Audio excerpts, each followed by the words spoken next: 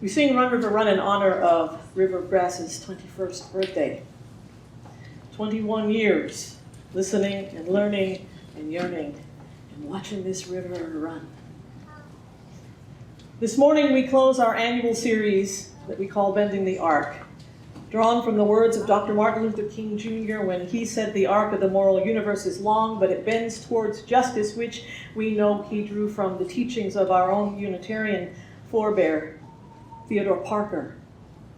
This year, our search deeper into our part of bending that arc closer to justice in our lifetime has drawn from the wisdom given us by the UU Reverends Nancy Bowen and Mike Moran, called the 5 Jagged Rocks of Unitarian Universalism.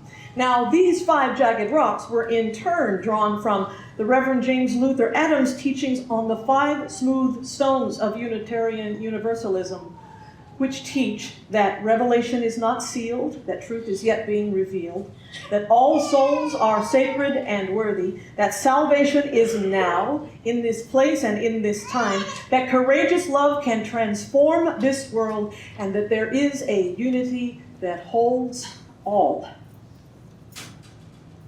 Now let's take a moment to go back to the origins of James Luther Adams' 5 smooth stones, found in one of the ancient Jewish teachings' best loved stories, the tale of David and Goliath. And y'all remember how it goes? In the book of Samuel, David, the scrawny Israelite teenager, takes on Goliath, the giant Philistine warrior, some 9 feet tall, the scripture says. David is given a sword and armor, but he lays them down and picks up 5 smooth stones for his slingshot, even as Goliath laughs in contempt. But then, while Goliath laughs, David focuses all his mind and his strength, and he rushes out, opens his slingshot, and smacks Goliath in the forehead with one of his stones and knocks him out. Great underdog story. But there's a problem with it. Not with the story itself, but with how we have chosen to receive its teaching, how we have interpreted it down through the ages. Because somehow, one of the primary messages we inherit, at least I know I did, one of the primary messages we inherit is that David's victory is an anomaly. That David winning is an exception to the rule. It is not.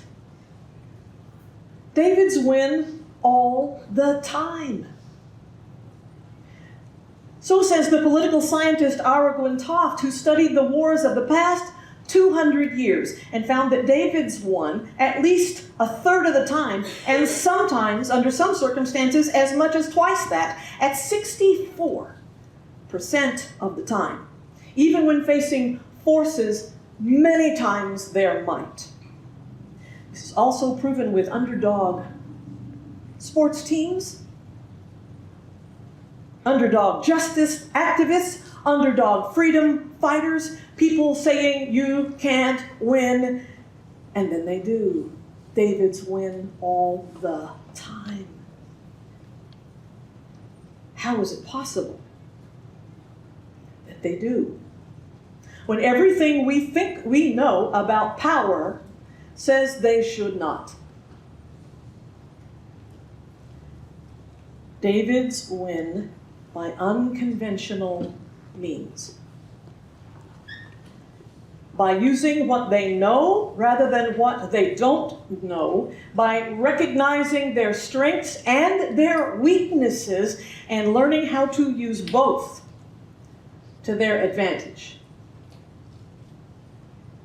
Writing in the New Yorker, the writer Malcolm Gladwell says, in the biblical story of David and Goliath, David initially put on a coat of mail and a brass helmet and girded himself with a sword and prepared to wage a conventional battle of swords against Goliath. But then he stopped and said, I can't even walk in these. I'm not used to it.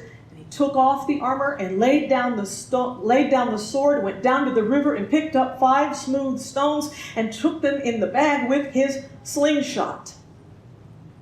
Let's not forget, Gladwell says, that David was a shepherd.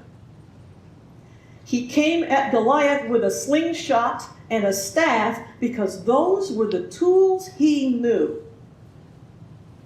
Those were the tools of his trade. He didn't know that duels with Philistines were supposed to proceed formally, beginning with a crossing of swords. David was accustomed to fighting lions and bears, attacking his sheep, and so he brought a shepherd's strategies to the battlefield, which caught Goliath completely off guard, even as he laughed in contempt for this scrawny little shepherd boy who would dare to take him on. You see, it was David's life as a shepherd that actually prepared him for the fight no one thought he could win. It was the hardships and the obstacles and the dangers and the pitfalls and the failures and the losses that made him ready and resilient in the face of great threat to himself and to his people. So how do we develop this kind of resilience for ourselves, for the threats we ourselves face in our lives and in our world? How do we be Davids? One way is to take time to strengthen ourselves in body, in mind, and in spirit. We do that here every Sunday and with our gatherings in between. As Susan said, there will be something happening here every night this week. Come, join with us, build your resilience. Other times, more unique opportunities present themselves outside our doors, but as part of our greater UU world, like General Assembly coming up in June, like Susi Summer Camp coming up in July, and like Chautauqua coming up in August. I'm pleased to let you know of just such a unique opportunity coming to us from Chautauqua, where, as Susan said, I will get to be the UU Minister of the Week. I've not yet seen this place with my own eyes, but our beloved Ted Robb and Pat Tinker have. And they have brought us an invitation to share this experience together. Good morning.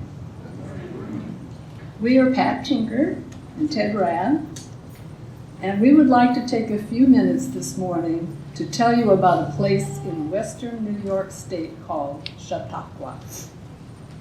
We want to tell you about Chautauqua because our beloved Rev. Amy will be the Minister of the Week for the UU Fellowship during Chautauqua's Week 7, August 8 to 15. We can speak to this wonderful occasion because both of us have a long association with Chautauqua. I've been going there for 45 years, and I spent every summer, all summer long, there for 21. And I joined Pat there in 2000 and have gone there every summer since. We even got married there in 2006. Chautauqua is in a lovely part of western New York State, nestled roughly between Buffalo, New York, and Erie, Pennsylvania, smack on the shores of beautiful Chautauqua Lake and very close to Lake Erie. Chautauqua Institution, that's its full name, comes alive each summer with a unique mix of educational lectures, discussions, and classes, fine and performing arts, interfaith worship and programs, and recreational activities. These 4 activity areas are known as Chautauqua's 4 pillars, and here's a quick overview of each.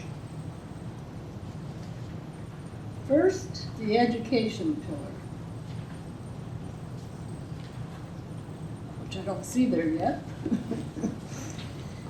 Each of the 9 weeks of the Chautauqua season has a theme. The theme of the week that Rev. Amy will be there is The Science of Us, where we will explore such things as how artificial intelligence and genetics impact humanity, meaning how they impact us. The weekly theme is explored every morning at the Amp, which is a 5,000-seat amphitheater.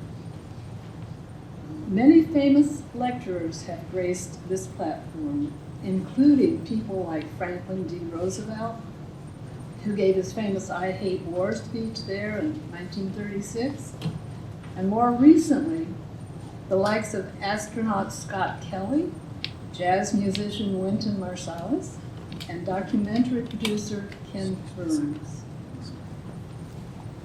Follow-up talks and discussions are then held in the beautiful classic Hall of Philosophy.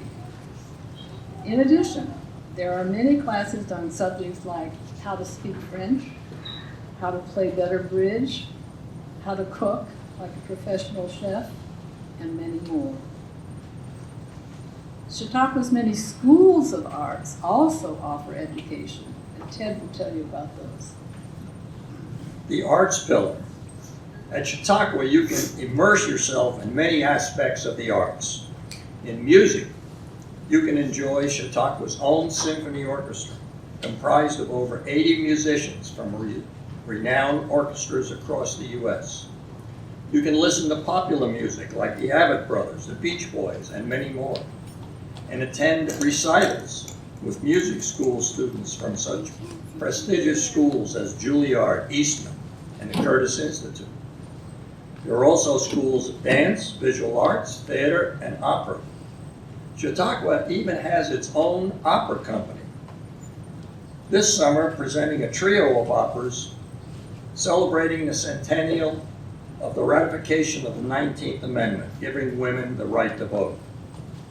Chautauqua's Theater School presents plays that feature internationally known actors, directors, designers, and writers, while the School of Dance performs with visiting dance companies such as Daniel Olbricht's Stars of American Ballet.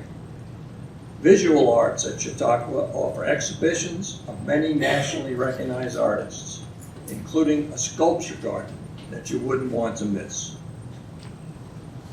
The religion pillar.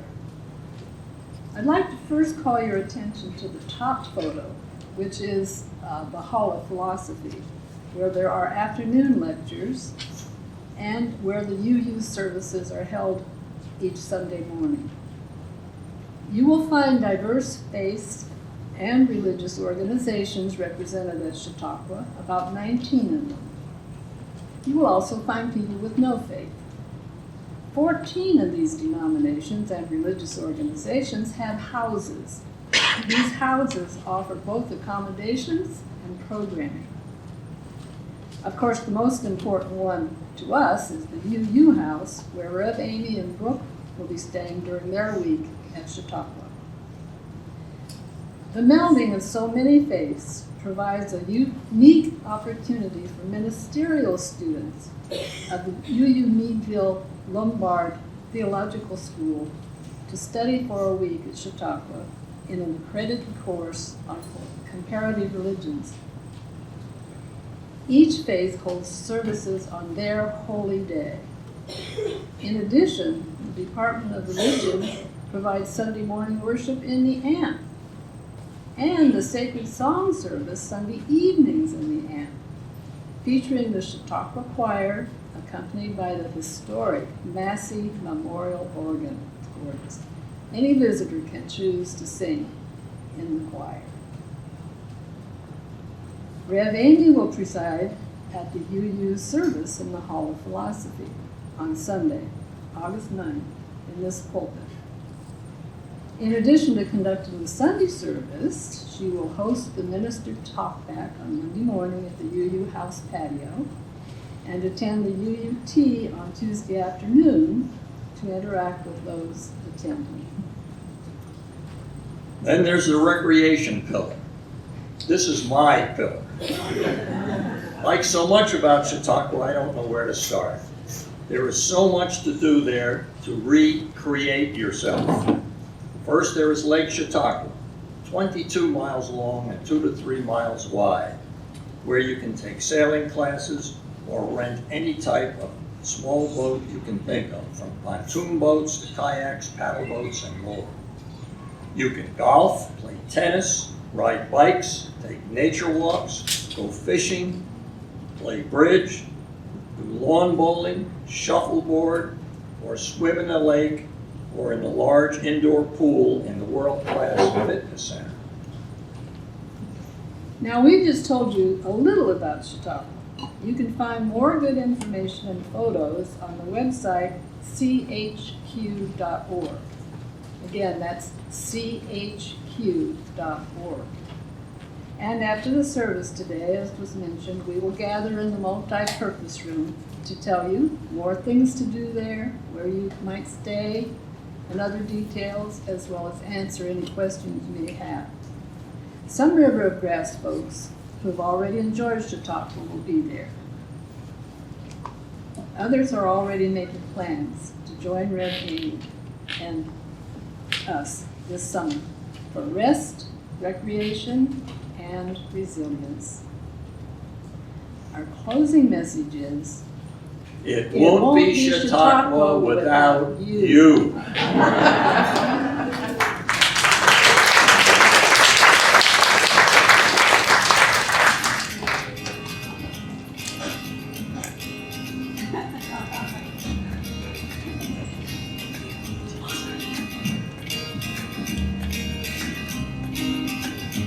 Thank you, Ted and Pat. Now here's something you might not know, looking at all those gorgeous pictures of Chautauqua as it is today. When it was founded in 1874, it was a study camp for Methodist Sunday school teachers. Pretty limited scope compared to what we know today. It got there because its caretakers and creators realized the need to expand and explore, to cultivate our human capacity to learn and to grow, to restore and recreate ourselves in body, mind, and spirit. In short, Chautauqua itself became more resilient and responsive to the needs of its community, to provide pathways for people to become more fruitful in their lives. Any organization needs to learn this resilience. Any place like Chautauqua or like River of Grass, to be more responsive to the needs of the world outside its doors, to become more resilient in meeting the challenges before us, facing the Goliaths that tell us we can't do what we have set out to do. So how shall we be Davids facing Goliaths today? How shall Unitarian Universalism itself be a David in the world we're living in right now? How shall this congregation continue to be a David, resilient against the odds for 21 years, crossing the threshold into the next 21, after that core group of 70 people signed a book and said, we're going to try this, and without an address, without a building, without even knowing how this was going to work. And people said, this can't work. And River of Grass said, yes, it can. I'm going down to the river, get me some smooth stones. We do it like we've always done it. Doing what others said could not be done, and doing it the river way. With compassion and determination, with heart, with soul, with ingenuity. If you ever want to see ingenuity, come to an event here and watch this room be transformed into a cabaret or a luncheon hall or a banquet, and then watch it get turned back inside of minutes when it's over. Resilience. Like the Davids of old, we shall succeed by unconventional means, by being a people responsive to the needs at hand, by laying down our armor of fear and frustration and fatigue to take up our own smooth stones of Unitarian Universalist faith and face the Goliaths before us. I wonder this morning, what values, what principles, what truths would be your own 5 smooth stones?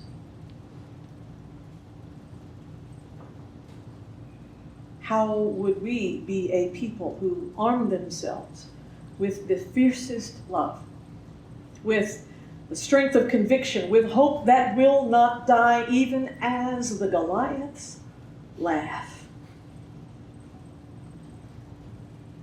How mighty might we be if we stopped any quibbling and joined with other Davids within our reach who might believe a little differently than we do, but whose goals in this world are the same, for love and justice and hope. What if we joined up with other Davids facing these same Goliaths?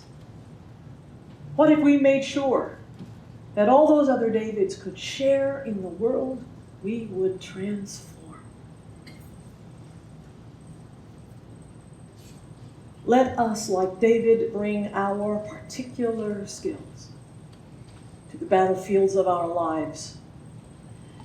The battlefields our lives have already prepared us for.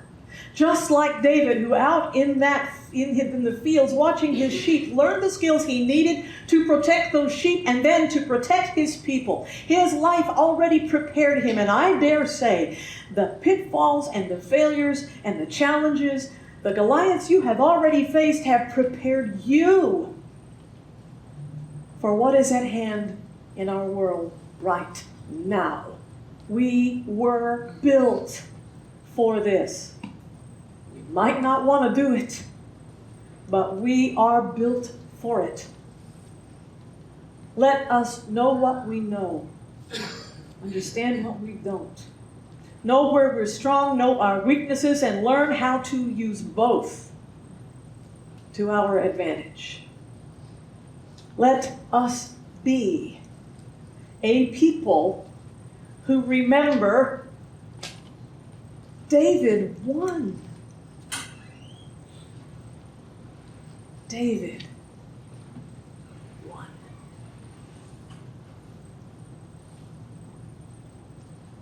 Let us sing together as we rise in body or in spirit. One more step.